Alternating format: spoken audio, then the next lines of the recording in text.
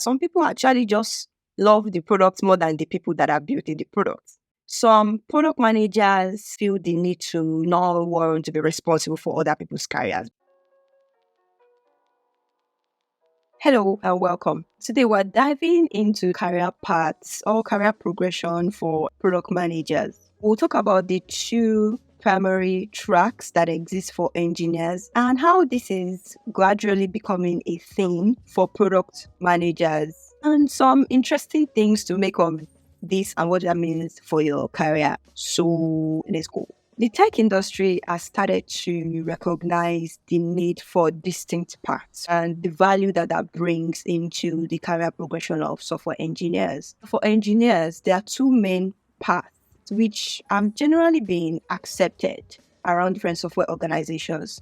One being the individual contributor path and the second being the management track or path, if you could call it that. The distinctions between these two paths generally recognizes the need for some engineers who want to specialize and stay focused on technical excellence and make significant contributions through their technical expertise relative to those that want to pursue the opportunities to lead and coach more engineers in their career progression.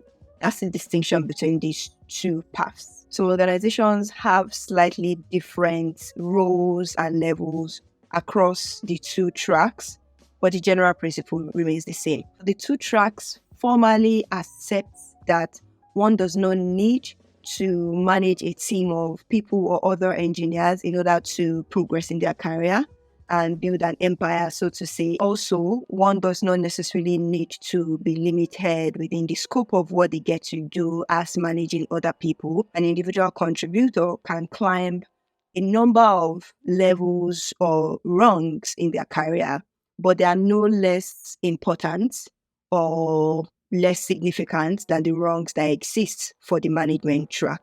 They're just parallel tracks that exist for different people. The individual contributor track focuses on advancing as a technical expert and making significant contributions through hands-on technical work. The path is suited for engineers who prefer to stay deeply involved in problem solving and the day-to-day tactics of how to execute on various projects. In many cases, the level that you see within the engineering track for individual contributors are a junior engineer. That is mostly the entry level for engineers focused on building the foundation skills and competence. The next level is something like a mid-level engineer. At this level, they have gained some more experience and demonstrated some proficiency in their domain of expertise, and are probably responsible for solving a little bit more complex technical problems than an entry-level or a junior engineer would be responsible for solving. The next level that you would typically see within the individual contributor track for the engineers is something like a staff engineer. And at this point, they are beginning to establish more domain expertise, take on more complex technical projects, and also be able to coach other younger or junior engineers in the same field. And lastly, you probably find something like a principal engineer. These are highly experienced and highly skilled and respected technical engineers. They drive the technical strategy for things like infrastructure, for the architecture. They also serve as technical advisor for the overall technical implementation of a software organization, and review how the engineering organization can adopt and use new technologies to drive change and improvement for their product.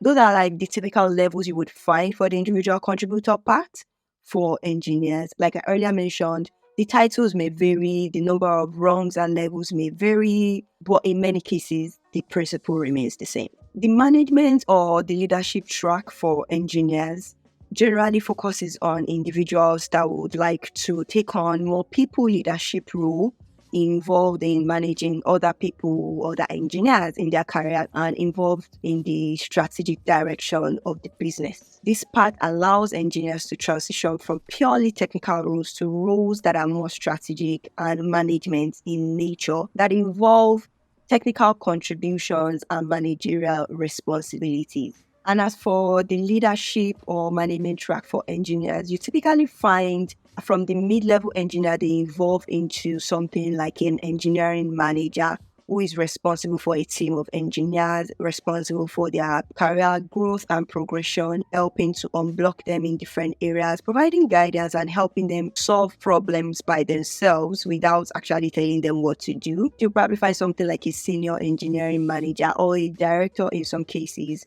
and they oversee multiple teams, multiple projects that are also involving engineers and other individual contributors as well.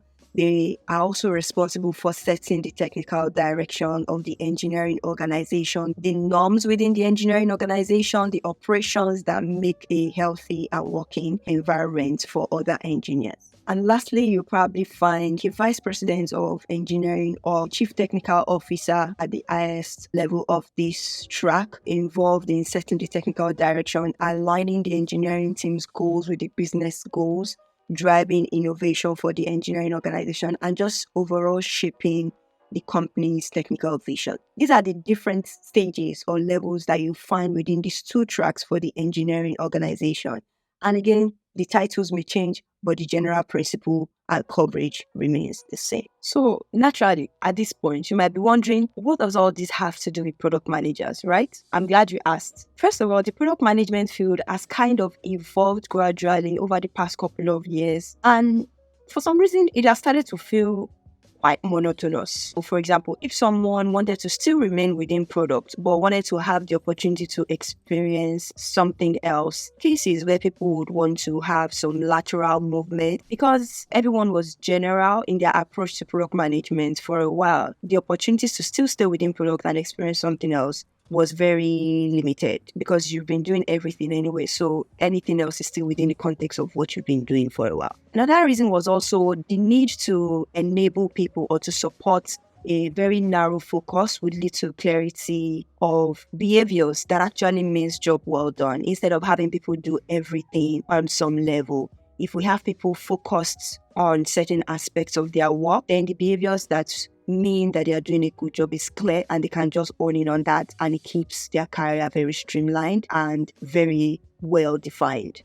Another reason was also the need for product management to be seen as sort of a discipline and not a role, meaning something that needed levels that required mastery, not just a role where you had general responsibilities. So there needed to be some form of mastery defined in how you rise up in your career with product management. And of course, there's that need for apprenticeship where people come in, they start from a basic level, maybe through a rotational program or things like that, and they achieve mastery in their product management career. So those are some of the things that actually brought about the need or the consideration for, maybe we need to move things around within the product management space and introduce some hierarchy and levels and defined paths that are specific within the product management space. It was just easy to adopt the dual track product management career paths, similar to what we have for the engineering organization, where we have individual contributors and, of course, the management path. For product management, the specialist and coaching path is kind of a parallel to the individual contributor path for engineering. And then the second path is for people management, which is similar and parallel to the managerial path for engineering.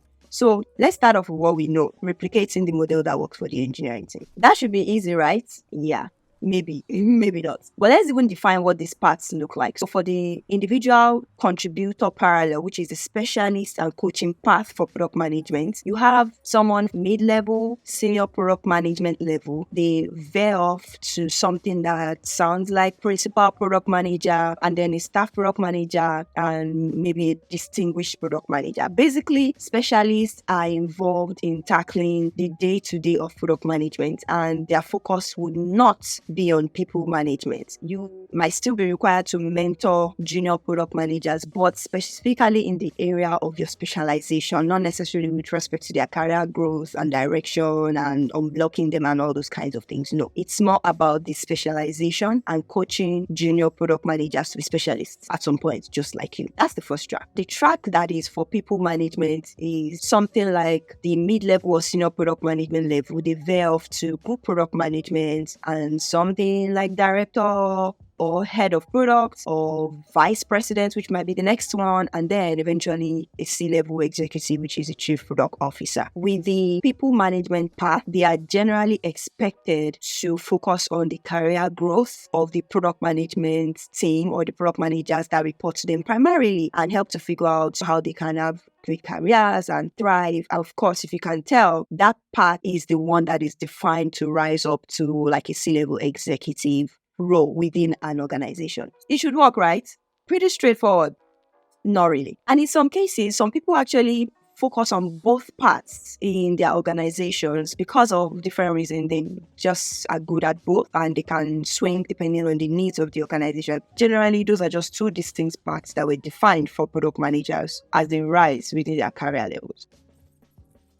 Now, the part that we may have missed is, while those initial reasons that I gave were the obvious reasons for the different parts and levels within product management, you need to be able to move laterally for apprenticeship, for the product management career to be seen as a discipline, not necessarily a role with responsibilities. Those reasons are the obvious reasons. There were some other underlying reasons that fueled this decision. You probably heard of some product managers say, no, I don't want to manage people, at least not right now. But I also don't want to stunt my career growth. Can we stop conflicting management with career progression? Basically, some product managers started to feel the need to not want to be responsible for other people's careers. They wanted to manage products and not manage people. So we had to start catering for the possibility that some people actually just love the product more than the people that are building the product. It seemed like a reasonable case to cater to those people. It's no surprise that we tend to associate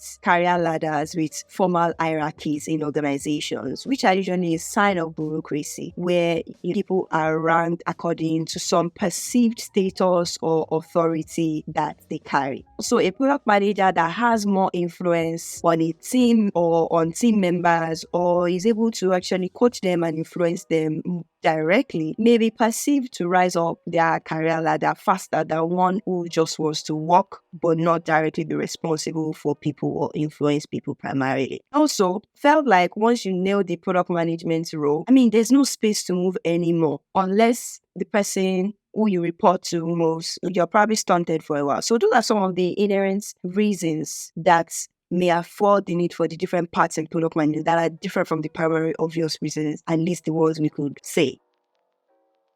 So different issues now started to come up with the dual track system for product management. And it makes sense because, for one, an engineer's role is not necessarily and primarily based on influencing people to buy into a vision and get work done. So if you see an engineer great at the engineering, but is also interested in managing the careers of other engineers and interested in the people, that's a unicorn.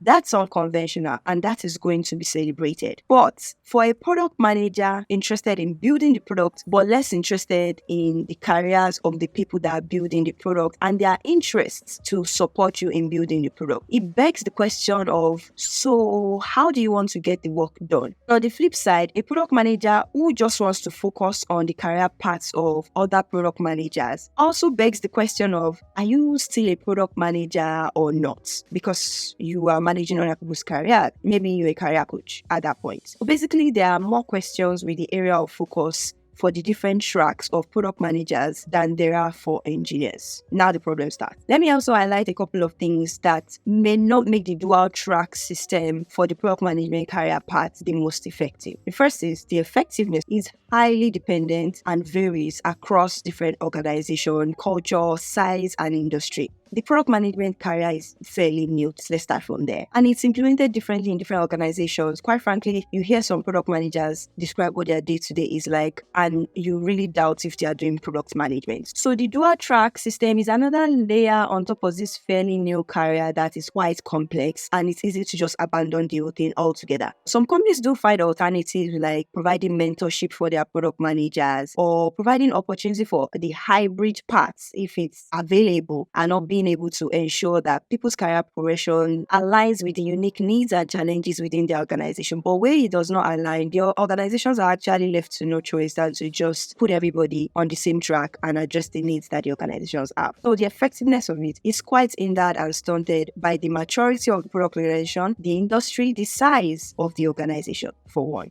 Thing I think might not make this the most effective is I believe it's actually quite laborious to implement these different parts on tracks. Most organizations do not have the luxury of several product managers that can specialize in different parts and everything still gets done. The average small tech organization or startup probably has about 2, 3, or 4 product managers, and having none of them say they want to specialize in a certain part that is of need to the business at that point is actually quite risky. So in many cases, product managers get to work on the path that the business has needs for. And if you are really keen on a path that the business does not have need for, then you may have to find another organization that aligns with your career goals at that point in time. That might be the security. It might be quite laborious to implement, especially in small tech companies. The third reason that I think this might be quite ineffective is the lack of clear career growth path for the IC equivalent, which is for the specialist and coaching path for product managers. Unlike the technical roles where the ICs or individual contributors in engineering teams can advance with their skills and depth in their expertise and specialization through complex projects and handling very difficult projects. And hopefully the product organization is maturing enough. The engineering organization also matures enough to be able to provide those opportunities for engineers. That is clearly defined and quite predictable. But the path for specialist product management is really not that well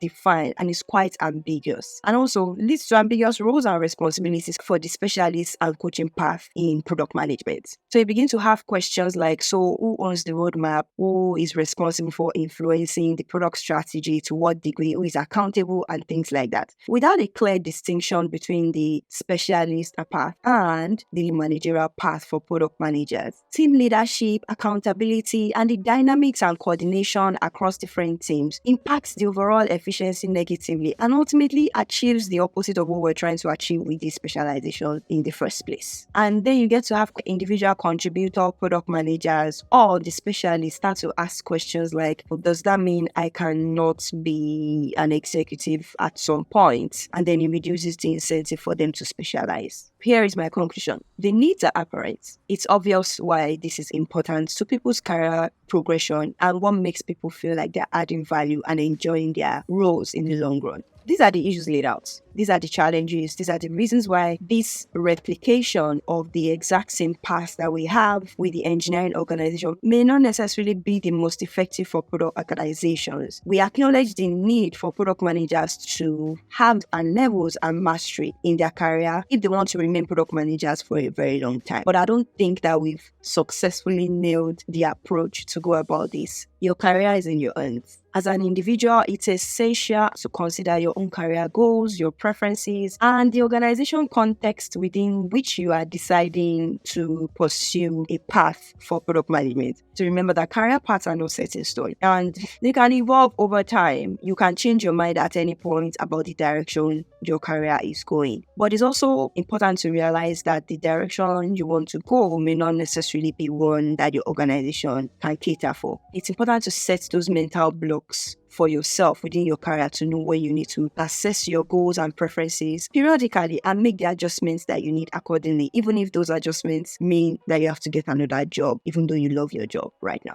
Additionally, seeking guidance from mentors and coaches and also networking with professionals in the industry and in the desired field go a long way in helping you figure out how you want to make transitions where necessary with the least risk to your career. Ultimately, choosing a career path that aligns with your goals and preferences greatly enhances your job satisfaction and long-term success, just as a human being. It's a personal journey that requires a lot of retrospection, some research, continuous self-assessment. So take the time that you need, but the danger is actually not considering the opportunities to make the adjustments for yourself while you can. So please do. I hope this was helpful to you and how you consider your career as a product manager. If it was, share this video with your product manager friends, and I'll see you in the next video. Bye.